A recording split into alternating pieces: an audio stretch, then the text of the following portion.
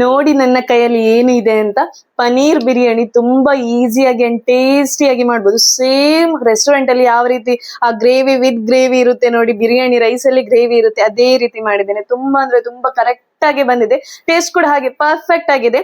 So ಬನ್ನಿ, welcome back to cook with YouTube. ಬನ್ನಿ ಇವಾಗ ಈ ರೆಸಿಪಿ ಹೇಗೆ ಮಾಡುದು ಅಂತ ನೋಡ್ಕೊಂಡು ಬರೋಣ. ಅದಕ್ಕಿಂತ ಮುಂಚೆ ಯಾರಾದ್ರೂ ನನ್ನ ಚಾನಲ್ಗೆ ಹೊಸದಾಗಿ ಬಂದಿದ್ರೆ ಪ್ಲೀಸ್ ಸಬ್ಸ್ಕ್ರೈಬ್ ಮಾಡಿ ಮತ್ತೆ ಸಪೋರ್ಟ್ ಮಾಡಿ. ಬನ್ನಿ ಇವಾಗ ರೆಸಿಪಿ ಕಂಟಿನ್ಯೂ ಮಾಡೋಣ. ಬನ್ನಿ. ನಾನಿಲ್ಲಿ ದೇವಯ್ಯ ಬ್ರ್ಯಾಂಡ್ ಇದ್ದು ಬಿರಿಯಾನಿ ರೈಸ್ ತಗೊಂಡಿದ್ದೇನೆ. ಸ್ಮಾರ್ಟ್ ಬಜಾರ್ ತಗೊಂಡು ಬಂದಿದ್ದೆ. ಇದರಲ್ಲಿ 2 ಲೋಟ ಅಕ್ಕಿಯನ್ನು ತಗೊಂಡಿದ್ದೇನೆ. ಇದಕ್ಕೆ ನೀರ್ ಹಾಕಿ ಚೆನ್ನಾಗಿ ತೊಳೆದು ಕ್ಲೀನ್ ಆದ ನಂತರ ಹಾಗೆ ನೀರ್ ಹಾಕಿ ಒಂದು ಅರ್ಧ ಗಂಟೆ ಇಟ್ಟು ಬಿಡೋಣ. ಕ್ಲೀನ್ ಆಗಿ ಒಂದು ಅರ್ಧ ಗಂಟೆ ನೀರಲ್ಲಿ ನೆನೆಸಿಡೋಣ. ಇವಾಗ ನಾನು ನಂದಿನಿ ಪನೀರ್ ತಗೊಂಡಿದ್ದೇನೆ. ಅದು 200 ಗ್ರಾಮ್ಸ್ ಇದ್ದೇನೋ ಸಿಗ್ತದಲ್ಲ, ಅದರಲ್ಲಿ ಕ್ಯೂಬ್ಸ್ ಮಾಡಿ ಇಟ್ಕೊಂಡಿದ್ದೇನೆ. ಇವಾಗ ಒಂದು ಬೌಲಿಗೆ ಅರ್ಧ ಕಪ್ ನಷ್ಟು ಮೊಸರು, 25 ರೂಪಾಯಿದಿನ ಮೊಸರು ಬರ್ತದಲ್ಲ, ಅದರಲ್ಲಿ ಒಂದು ಅರ್ಧ ಭಾಗದಷ್ಟು ಮೊಸರು. ಅದಕ್ಕೆ 1 tablespoon Kashmiri red chilli powder, 1/4 teaspoon ಅರಿಶಿನ, ಅರ್ಧ ಟೇಬಲ್ ಸ್ಪೂನ್ ಕೊರಿಯಂಡರ್ ಪೌಡರ್, ಅರ್ಧ tablespoon cumin powder, 1/4 teaspoon black pepper powder, ಒಂದು ಅರ್ಧ tablespoon garam masala, 1 tablespoon biryani masala ಹಾಕೊಳ್ತಿದ್ದೇನೆ. ಇದರ ಜೊತೆನೆ 1 tablespoon ginger garlic paste, ಒಂದು ಅರ್ಧ ನಿಂಬೆ ರಸವನ್ನು ಕೂಡ ಹಿಂಡ್ಕೊಳ್ಳೋಣ. ಇವಾಗ ಇದಕ್ಕೆ ರುಚಿಗೆ ಬೇಕಾದಷ್ಟು ಉಪ್ಪು ಹಾಕೊಂಡು ಇದರ ಜೊತೆನೆ 2 ಟೇಬಲ್ ಸ್ಪೂನ್ ಹುರಿದಿಟ್ಕೊಂಡಿರುವ ಕಡಲೆ ಹಿಟ್ಟನ್ನು ಹಾಕೊಳ್ಬೇಕು. ಇದರ ಜೊತೆನೆ 1 ಕೈ ಹಿಡಿಯಷ್ಟು ಫೈನ್ಲಿ ಚಾಪ್ಡ್ ಕೊತ್ತಂಬರಿ ಸೊಪ್ಪನ್ನು ಹಾಕೊಂಡು ಈ ರೀತಿ ಕರೆಕ್ಟ್ ಆಗಿ ಮಿಕ್ಸ್ ಮಾಡ್ಕೊಳ್ಬೇಕು. ಈ ರೀತಿ ನಾವು ಮಸಾಲ ರೆಡಿ ಮಾಡ್ಕೊಳ್ಬೇಕು. ಈ ಮಸಾಲದಲ್ಲಿ ಒಂದು 2 ಟೇಬಲ್ ಸ್ಪೂನ್ ಅಷ್ಟು ಮಸಾಲವನ್ನು ಒಂದು ಬೌಲಿಗೆ ತೆಗೆದಿಟ್ಕೊಂಡು ಅದರಲ್ಲಿ ಒಂದು 7 ರಿಂದ 8 ಪೀಸ್ ಅನ್ನು ನಾನು ಸಪರೇಟ್ ಆಗಿ ತೆಗೆದು ಹಾಕಿಟ್ಕೊಂಡು ಮ್ಯಾರಿನೇಟ್ ಮಾಡಿ ಇಟ್ಕೊಳ್ತಿದ್ದೇನೆ. ಇದು ಟಿಕ್ಕರ್ ತರ ಮಾಡ್ಲಿಕ್ಕೆ, ಫ್ರೈ ಮಾಡ್ಲಿಕ್ಕೆ ಇದನ್ನೊಂದು ಸಪರೇಟ್ ಇಟ್ಕೊಂಡು ಇದಕ್ಕೆ ಇವಾಗ ಇನ್ನೊಂದು ನಾವು ಬೌಲಲ್ಲಿ ಏನು ಮಸಾಲ ರೆಡಿ ಮಾಡಿ ಇಟ್ಕೊಂಡಿದ್ದು ಅದಕ್ಕೆ ಸ್ವಲ್ಪ ಪುದೀನಾ ಸೊಪ್ಪು ಮತ್ತೆ 1 ದೊಡ್ಡ ಹಿಡಿಯಷ್ಟು ಬ್ರೌನ್ ಆನಿಯನ್, ಹುರಿದಿಟ್ಕೊಂಡಿರುವ ಆನಿಯನ್ ಈ ರೀತಿ ಕ್ರಶ್ ಮಾಡ್ಕೊಂಡು ಹಾಕೊಂಡಿದ್ದೀನಿ. ಇದರ ಜೊತೆನೆ ಒಂದು ಅರ್ಧ ಟೊಮೆಟೊ ಅನ್ನು, ಇದರ ಜೊತೆನೆ 2 ಹಸಿಮೆಣಸಿನಕಾಯಿ ಮತ್ತೆ 2 ಟೇಬಲ್ ಸ್ಪೂನ್ ತೆಂಗಿನೆಣ್ಣೆ ಹಾಕೊಂಡು ಈ ರೀತಿ ಹಿಟ್ಟನ್ನು, ಮಸಾಲೆಯನ್ನು ಇನ್ನೊಂದ್ಸಲ ಕಲ್ತ್ಕೊಳ್ಬೇಕು. ಚಂದ ಕಲ್ಸ್ಕೊಳ್ಬೇಕು. ಎಲ್ಲಾನು ಕರೆಕ್ಟ್ ಆಗಿ ಮಿಕ್ಸ್ ಆಗ್ಬೇಕು. ಇವಾಗ ಉಳಿದಿರುವ ಪನೀರ್ ಪೀಸಸ್ ಏನಿದೆ ಅದನ್ನು ಇದಕ್ಕೆ ಹಾಕಿ ಹಾಗೆ ಮ್ಯಾರಿನೇಟ್ ಮಾಡಿ ಇಟ್ಕೊಳ್ಬೇಕು. ಸ್ಮೂತ್ ಆಗಿ ಮಿಕ್ಸ್ ಮಾಡ್ಕೊಳ್ಬೇಕು. ಪನೀರ್ ಹುಡಿ ಆಗುತ್ತೆ, ಸೊ ಅದಕ್ಕೋಸ್ಕರ ಸ್ಮೂತ್ ಆಗಿ ಮಿಕ್ಸ್ ಮಾಡಿ ಹಾಗೆ ಒಂದು ಅರ್ಧ ಗಂಟೆ ಮ್ಯಾರಿನೇಟ್ ಆಗ್ಲಿಕ್ಕೆ ಇಟ್ಟು ಬಿಡೋಣ. ಇದೊಂದು ಅರ್ಧ ಗಂಟೆ ಹಾಗೆ ಇರ್ಲಿ. ಇವಾಗ ಪ್ಯಾನಿಗೆ ಎಣ್ಣೆ ಹಾಕೊಂಡು ನಾವು ಆವಾಗಲೇ ಒಂದು 7-8 ಪೀಸ್ ತೆಗೆದಿಟ್ಕೊಂಡಿದ್ದೇವಲ್ಲ, ಅದಕ್ಕೋಸ್ಕರ ಫ್ರೈ ಮಾಡ್ಲಿಕ್ಕೆ ಎಣ್ಣೆಗೆ ಸ್ವಲ್ಪ ಕರಿಬೇವು ಹಾಕೊಂಡು ಇದ್ರ ಜೊತೆನೆ ಕರಿಬೇವು ಫ್ರೈ ಆದ ನಂತರ ನಾವು ಮ್ಯಾರಿನೇಟ್ ಮಾಡಿ ಇಟ್ಕೊಂಡಿರೋ ಪನೀರ್ ಪೀಸ್ ಹಾಕಿ ಫ್ರೈ ಮಾಡ್ಕೊಳ್ಳೋಣ. ಇನ್ನೊಂದು ಬದಿಯಲ್ಲಿ ನಾನಿಲ್ಲಿ ಅನ್ನ ಬೇಯಿಸ್ಲಿಕ್ಕೆ ನೀರ್ ಕೂಡ ಇಟ್ಕೊಂಡಿದ್ದೇನೆ. ಇದಕ್ಕೆ ಇವಾಗ ಇಡೀ ಗರಂ ಮಸಾಲೆ ಹಾಕೊಳ್ಳೋಣ. ಬೇ ಲೀವ್ಸ್, ಸ್ಟಾರ್ಸ್, ಚಕ್ಕೆ, ಮರಾಠಿ ಮೊಗ್ಗು, ಸೋಂಪು ಎಲ್ಲ ಹಾಕೊಂಡು ಇದರ ಜೊತೆನೆ ಒಂದು ದೊಡ್ಡ ಬಿರಿಯಾನಿ ಎಲೆಯನ್ನು ಹಾಕೊಳ್ತಿದ್ದೇನೆ. ಇದರ ಜೊತೆನೆ ಅನ್ನ ಬೇಯಲಿಕ್ಕೆ ಎಷ್ಟು ಉಪ್ಪು ಬೇಕೋ ಅಷ್ಟು ಉಪ್ಪು ಹಾಕೊಂಡು, ರುಚಿಗೆ ಬೇಕಾದಷ್ಟು ಉಪ್ಪು ಹಾಕೊಂಡು ಹೀಗೆ ಮಿಕ್ಸ್ ಮಾಡ್ಕೊಳ್ಳೋಣ. ಇದರ ಜೊತೆನೆ 2 ಟೇಬಲ್ ಸ್ಪೂನ್ ತುಪ್ಪ ಹಾಕೊಳ್ಳೋಣ. ತುಪ್ಪ ಹಾಕಿರೋ ಒಂದು ಒಳ್ಳೆ ರುಚಿ ಸಿಗ್ತದೆ ಬಿರಿಯಾನಿ ರೈಸ್ಗೆ, ಅದಕ್ಕೋಸ್ಕರ ಇವಾಗ ನೀರು ಕುದಿ ಬಂದ ನಂತರ ನಾವು ನೆನೆಸಿಟ್ಕೊಂಡಿರುವ ಅಕ್ಕಿ ಏನಿದೆ ಬಾಸ್ಮತಿ ರೈಸ್, ಅದನ್ನು ಹಾಕೊಂಡು ಒಂದ್ಸಲ ಕರೆಕ್ಟ್ ಆಗಿ ಮಿಕ್ಸ್ ಮಾಡ್ಕೊಳ್ಬೇಕು. ಈ ರೀತಿ ಮಿಕ್ಸ್ ಮಾಡಿ ಹಾಗೆ ಕುಕ್ ಆಗ್ಲಿಕ್ಕೆ ಇಟ್ಟು ಬಿಡೋಣ. ಇನ್ನೊಂದು ಬದಿಯಲ್ಲಿ ನಮ್ದು ಪನೀರ್ ಕೂಡ ಫ್ರೈ ಆಗ್ತಾ ಉಂಟು. ಇದನ್ನು ಒಂದು ಕಡೆಯಿಂದ ಇನ್ನೊಂದು ಕಡೆಗೆ ಫ್ಲಿಪ್ ಮಾಡ್ಕೊಳ್ಳೋಣ.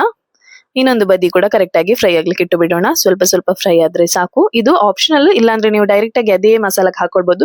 ನಂಗೆ ಮಿಡಲ್ ಅಲ್ಲಿ ಈ ರೀತಿ ಫ್ರೈಡ್ ಪನೀರ್ ಸಿಕ್ಕಿದ್ರೆ ತುಂಬಾ ಟೇಸ್ಟಿಯಾಗಿ ಬರುತ್ತೆ, ಅದಕ್ಕೋಸ್ಕರ ಈ ರೀತಿ ನಾನು ಮಾಡ್ಕೊಳ್ತಿದ್ದೇನೆ. ಇದನ್ನ ಬೇಕಾದ್ರೆ ಸ್ಕಿಪ್ ಮಾಡ್ಕೊಳ್ಬಹುದು. ಇವಾಗ ಅಲ್ಲಿ ಪನೀರ್ ಕೂಡ ಫ್ರೈ ಆಗಿದೆ. ಇಲ್ಲಿ ನಮ್ದು ಅಕ್ಕಿ ಕೂಡ, ಬಾಸ್ಮತಿ ಅನ್ನ ಕೂಡ 90% ಅಷ್ಟು ಕುಕ್ ಆಗ್ಬೇಕು. 90% ಅಂದ್ರೆ ಈ ರೀತಿ ಕಟ್ ಮಾಡಿದಾಗ ಕರೆಕ್ಟ್ ಆಗಿ ಕಟ್ ಆಗ್ಬೇಕು. 90% ಕುಕ್ ಆದ್ರೆ ಸಾಕು. ಅದನ್ನು ನೀರ್ ಬಸಿಲಿಕ್ಕೆ ಒಂದು ಸೋಸರಿಗೆ ಹಾಕಿಟ್ಕೊಳ್ಳೋಣ. ಇಲ್ಲಿ ನಾನೆಲ್ಲ ಇಡೀ ಗರಂ ಮಸಾಲೆ ಎಲ್ಲವನ್ನು ಹಾಗೇನೆ ಹಾಕೊಳ್ತಿದ್ದೇನೆ. ನೀವು ಬೇಕಿದ್ರೆ ಇಡೀ ಗರಂ ಮಸಾಲೆಯನ್ನು ತೆಗಿಬಹುದು. ಅನ್ನ ಈ ರೀತಿ ನಾವು ಸೋಸ್ಕೊಳ್ಳಿಕ್ಕೆ ಹಾಕಿದ ನಂತರ ತೆಗೆದುಕೊಳ್ಬಹುದು. ಇವಾಗ ನಾವು ಗೋಡಂಬಿ ಫ್ರೈ ಮಾಡಿ ಇಟ್ಕೊಂಡಿರುವ ತುಪ್ಪಕ್ಕೇನೆ ಅದಕ್ಕೆ ಇನ್ನೊಂದು ಟೇಬಲ್ ಸ್ಪೂನ್ ಅಷ್ಟು ತುಪ್ಪ ಹಾಕೊಂಡು ಬಿಸಿಯಾದ ನಂತರ ನಾವು ಮ್ಯಾರಿನೇಟ್ ಮಾಡಿ ಇಟ್ಕೊಂಡಿರುವ ಪನೀರ್ ಏನಿದೆ ಅದನ್ನು ಹಾಕೊಳ್ಬೇಕು. ಅದರಲ್ಲಿ ಏನಾದ್ರೂ ಮಸಾಲ ಉಳಿದಿದ್ರೆ ಅದನ್ನ ಈ ರೀತಿ ಸ್ಕ್ರೇಪ್ ಮಾಡಿ ಎಲ್ಲಾ ಮಸಾಲೆಯನ್ನು ಸಮೇತ ನಾವು ಈ ರೀತಿ ಪ್ಯಾನಿಗೆ ಹಾಕೊಳ್ಬೇಕು. ಇದಕ್ಕೇನೆ ಸ್ವಲ್ಪ ಒಂದು 3 ರಿಂದ 4 ಟೇಬಲ್ ಸ್ಪೂನ್ ಅಷ್ಟು ನೀರು ಹಾಕೊಂಡು ಈ ರೀತಿ ಸಾಫ್ಟ್ ಆಗಿ ಮಿಕ್ಸ್ ಮಾಡ್ಕೊಳ್ಬೇಕು. ಲೋ ಫ್ಲೇಮ್ ಅಲ್ಲೇ ಕುಕ್ ಮಾಡ್ಬೇಕು. ಹೈ ಫ್ಲೇಮ್ ಇಟ್ರೆ ಸೀದೋಗುತ್ತೆ. ನೀರು ನೋಡ್ತಾ ಸ್ವಲ್ಪನೇ ಹಾಕೊಳ್ಬೇಕು, ಒಮ್ಮೆಲೆ ಹಾಕೋದಲ್ಲ. ಇಲ್ಲಿ ನೋಡಿ ನಾನು 2 ಟೇಬಲ್ ಸ್ಪೂನ್ ಅಷ್ಟು ಪುನಃ ನೀರು ಹಾಕಿದ್ದೆ. ಈ ರೀತಿ ಮಿಕ್ಸ್ ಮಾಡ್ಕೊಳ್ಬೇಕು. ಇವಾಗ ನೋಡಿ ಮೊಸರು ಎಲ್ಲ, ಎಣ್ಣೆ ಎಲ್ಲ ಮೇಲೆ ಬಂದಿದೆ. ಈ ರೀತಿ ಆಗ್ಬೇಕು. ಲೋ ಫ್ಲೇಮ್ ಅಲ್ಲಿ ಕುಕ್ ಮಾಡ್ತಾ ಈ ರೀತಿ ಎಣ್ಣೆ ಎಲ್ಲ ಮೇಲೆ ಬಂದ ನಂತರ ಇವಾಗ ನಮ್ಗೆ ಬೇಕಿದ್ರೆ ಒಂದು 2 ರಿಂದ 3 ಟೇಬಲ್ ಸ್ಪೂನ್ ಅಷ್ಟು ನೀರು ಹಾಕೊಳ್ಬಹುದು. ಮಸಾಲ ದಪ್ಪ ಇದ್ರೆ ಸ್ವಲ್ಪ ನೀರು ಹಾಕೊಳ್ಳಿ. ತುಂಬಾ ನೀರ್ ಮಾಡ್ಲಿಕ್ಕೆ ಹೋಗ್ಬೇಡಿ. ಈ ರೀತಿ ದಪ್ಪ ಮಸಾಲ ಬೇಕು ನಮ್ಗೆ, ಅದು ಅನ್ನದಲ್ಲಿ ಮಸಾಲ ತರ ಸಿಗ್ಬೇಕು. ಅದಕ್ಕೋಸ್ಕರ ಈ ರೀತಿ ಕರೆಕ್ಟ್ ಆದ ಹದಕ್ಕೆ ಮಸಾಲ ಮಿಕ್ಸ್ ಆಗ್ಬೇಕು. ಇವಾಗ ನೋಡಿ ಮೇಲ್ಗಡೆಯಿಂದ ಎಲ್ಲ ಎಣ್ಣೆ ಬಿಟ್ಟಿದೆ. ಇವಾಗ ನಾವು ಕುಕ್ ಮಾಡಿ ಇಟ್ಕೊಂಡಿರುವ ಬಾಸ್ಮತಿ ಅನ್ನವನ್ನು ಇದ್ರ ಮೇಲ್ಗಡೆ ಕರೆಕ್ಟ್ ಆಗಿ ಲೇಯರ್ ಮಾಡ್ಬೇಕು.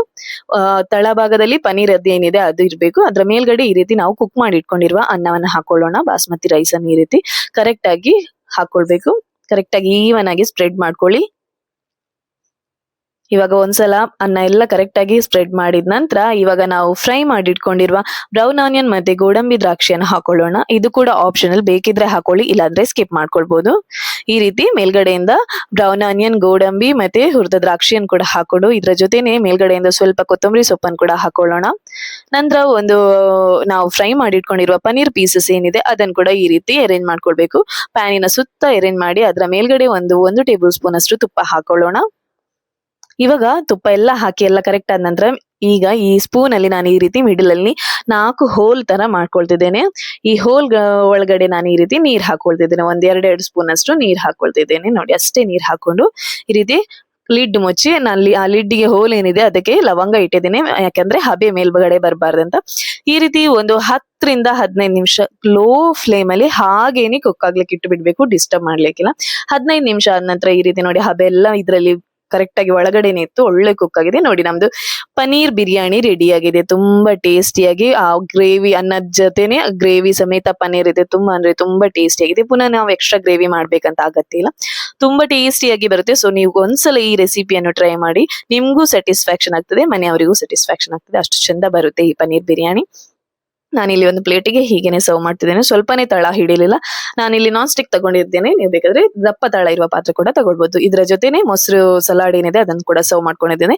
ಪನ್ನೀರ್ ಬಿರಿಯಾನಿ ರೆಡಿ. ನೀವು ಕೂಡ ಟ್ರೈ ಮಾಡಿದ್ರೆ ಹೇಗಾಗಿದೆ ಅಂತ ಹೇಳಿ. ಹಾಗೆ ನನ್ನ ಚಾನಲ್ ಅನ್ನು ಸಬ್ಸ್ಕ್ರೈಬ್ ಮಾಡ್ಲಿಕ್ಕೆ ನೆನಪು. ಓಕೆ, ಟಾಟಾ, ಬಾಯ್ ಬಾಯ್.